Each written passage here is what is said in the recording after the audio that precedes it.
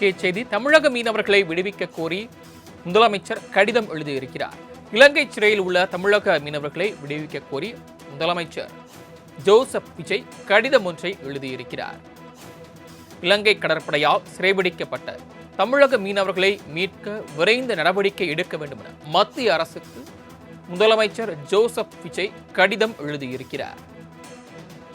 தமிழக மீனவர்களை விடுவிக்க கோரி மத்திய வெளியுறவுத்துறை அமைச்சர் ஜெய்சங்கருக்கு தமிழ்நாடு முதலமைச்சர் விஜய் கடிதம் எழுதியிருக்கிறார். இலங்கை சிறையில் அடைக்கப்பட்டுள்ள தமிழக மீனவர்களை உடனடியாக மீட்க நடவடிக்கை எடுக்க கோரி தமிழ்நாடு முதலமைச்சர் ஜோசப் விஜய் மத்திய அமைச்சர் ஜெய்சங்கருக்கு கடிதம் எழுதியிருக்கிறார். கூடுதல் விவரங்களை செய்தியாளர் நந்தினி வழங்க கேட்கலாம். நந்தினி, அந்த கடிதத்தில் முதலமைச்சர் விஜய் என்ன குறிப்பிட்டிருக்கிறார்? விவரங்கள்.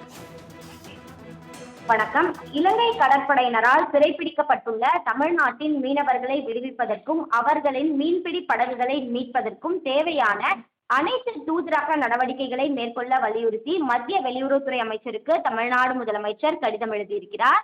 அந்த கடிதத்தில் பல்வேறு முக்கிய விஷயங்களை அவர் குறிப்பிட்டிருக்கிறார்.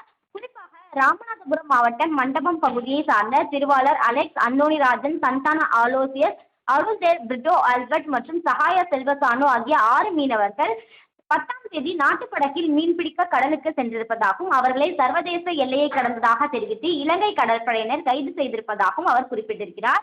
இலங்கை கடற்படையினரால் ஏற்கனவே 54 மீனவர்கள் சிறைப்பிடிக்கப்பட்டு இலங்கை சிறையில் இருப்பதாக குறிப்பிட்டுள்ள முதலமைச்சர் 264 படகுகள் இலங்கை அதிகாரிகளால் பறிமுதல் செய்யப்பட்டுள்ளது என்பதையும் கவனத்திற்கு கொண்டு வர விழைவதாகவும், எனவே இப்பிரச்சனை குறித்து இலங்கை அதிகாரிகளை தொடர்பு கொண்டு உரிய தூதரக நடவடிக்கைகள் மூலம் தமிழ்நாடு மீனவர்கள் மற்றும் படகுகளை உடனடியாக மீட்க அனைத்து நடவடிக்கைகளையும் மேற்கொள்ள வேண்டும் எனவும் தமிழ்நாடு முதலமைச்சர் மத்திய வெளியுறவுத்துறை அமைச்சருக்கு வலியுறுத்தியுள்ளார்.